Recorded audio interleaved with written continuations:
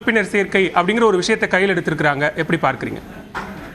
கண்டிப்பாக சார். தமிழ்நாட்டு வரலாறுல மிஸ்டு கால் மூலமா சேர்த்த வரலாறுலாம் நம்ம தமிழ்நாட்டில் இருக்கு. கட்சிகள் உறுப்பினர்கள் சேர்த்த வரலாறுலாம் இவர் ஒரு செயலி மூலமான அது வளர்ந்துருக்கிற இந்த சோசியல் மீடியாவில் செயலி மூலமா சேர்க்கறது நிச்சயமா இன்னைக்கு இருக்கிற இளைஞர்கள் ஒரு ஆர்வம் தூண்டுற அளவுக்கு அவங்க ஈடுபாடு கொள்ற அளவுக்கு இந்த விஷயங்கள் இருக்குன்றதுல எந்த சந்தேகமும் கிடையாது. விஜயோடைய ரசிகர்கள் பெரும்பாலும் பாத்தீங்கன்னா ஒரு 20 வயசுலேருந்து 35 வயசுக்குள்ளதான் அவங்க ரசிகர்கள் இருப்பாங்க. பட் அவருடைய டார்கெட் 2 கோடி அப்படின்றது நிச்சயமா ஒரு பிரமிக்கத்தக்க ஒரு ஃபிகரா இருக்கு. தமிழ்நாட்டில் ஒரு 50 வருஷம் 70 வருஷம் கட்சி நடத்தி இருக்கிற திராவிட கட்சிகளே இன்னும் 2 கோடி உறுப்பினர்களை சேர்த்தாங்களான்றது ஒரு சந்தேகத்துக்குரிய விஷயமா இருக்கும்போது விஜய் இந்த மாதிரியான ஒரு பெரிய ஒரு பிரம்மாண்டமான ஒரு டார்கெட்டை ஃபிக்ஸ் பண்ணி அதில் ஒர்க் பண்றது அவருக்கு இருக்கிற ஒரு தன்னம்பிக்கையை காமிக்கிற விஷயமா நான் பாக்குறேன்.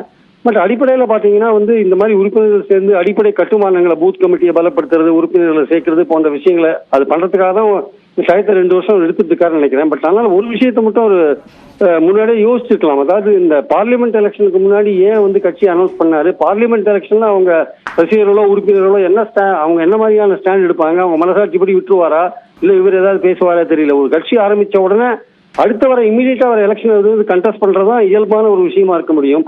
அந்த விஷயத்துல அவர் ஏன் மறுபரிசீலனை பண்ணணும்னு கருத்து. உறுப்பினர்கள் சேர்க்கறது நிச்சயமாக 2 கோடி பேர்ன்றது ரொம்ப கஷ்டமான ஒரு டார்கெட். அதை அவர் அடைஞ்சாருன்னா அவருக்கு வெற்றிக்கான வழி ஈஸியா கிடைக்கும்னு நினைக்கிறேன். இல்ல நீங்க அமைதியா இருப்பாரா அப்படின்னு ஒரு கேள்வி எழுப்புறீங்க. ஒருவேளை அப்படி அமைதியா இருந்தாலோ அல்லது வேற ஏதாவது ஒரு கருத்து தெரிவித்தாலோ அது தமிழக வெற்றி கழகத்துக்கோ தனிப்பட்ட முறையில நடிகர் விஜய்க்கோ பலமாவா அமையுமா அல்லது பலவீனமா மாறுமா? நிச்சயமா இது ஒரு ரொம்ப சிக்கலான விஷயம்தான். ஏன்னா எப்போதுமே நீங்க ஒரு கட்சி ஒண்ணு ஆரம்பிக்கிறாங்கன்னா அது வரப்போற இமிடியேட்டா வரப்போற தேர்தல் கலந்துக்கணும். ஒரு லட்சக்கணக்கான இல்ல நீங்க சொல்ற மாதிரி உங்களுக்கு உங்க ஃபாலோவர்ஸ் லட்சக்கணக்கில் இருக்கும்பொழுது அவங்களுக்கு அந்த தேர்தல் முக்கியமான விஷயம். உள்ளூர்ல இருக்கிற உங்க ரசிகர்களுக்கோ உங்க உறுப்பினருக்கோ ஒரு கட்சிக்காரனுக்கு தேர்தல் முக்கியமான விஷயம். ஒரு பெரிய தேர்தல் நடக்கும்போது நம்மளுடைய பார்ட்டிசிபேஷன் அதுல இல்லைன்னு கட்சிக்காரன் ஃபீல் பண்ணான்னா அவருடைய கவனம் வேறொரு திசையில திரும்பும். அதனால விஜய் அவர்கள் அவர் என்ன முடிவெடுப்பார் நமக்கு தெரியாது. ஆனால் அவர் தேர்தலுக்கு அப்புறம் ஆரம்பிச்சிருந்தா கூட இந்த தமிழ்நாட்டில் இருக்கிற கட்சிகளுக்கெல்லாம் என்னென்ன வாக்கு சதவீதம் இருக்கு, எப்படி ஸ்ட்ராட்டஜியை ஃபார்ம் பண்ணலான்னு யோசிச்சிருக்கலாம். பட் தேர்தலுக்கு முன்னாடியே இந்த அனௌன்ஸ்மெண்ட் பண்ணிட்டதுனால அவர் எப்படிப்பட்ட ஒரு டைரக்ஷனை கொடுக்க போறாரு. ஏன்னா அப்படி அவர் இனிமே பேசினா ரொம்ப ஜாக்கிரதையா பேச வேண்டிய கட்டாயத்துல இருக்காரு.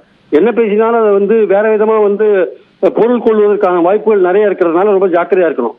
மிக்க நன்றி திரு பிரியன். இணைப்பில் கருத்துக்களை பகிர்ந்து கொண்ட மிக்க நன்றி. நடிகர் விஜயன் தமிழக வெற்றி கழகத்திற்கான உறுப்பினர் சேர்க்கை செயலி அறிமுகம் செய்யப்பட்டிருக்கிறது.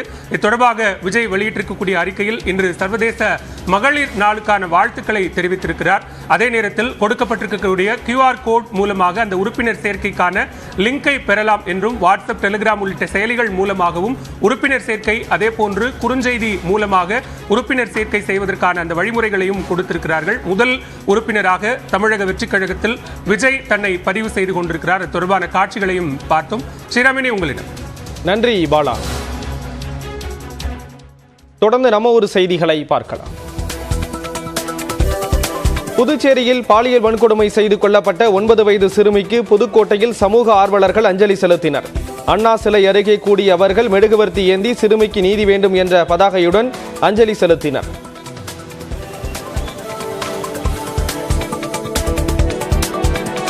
திருவள்ளூர் மாவட்டம் பெரிய நாகப்பூண்டி கிராமத்தில் ஊராட்சி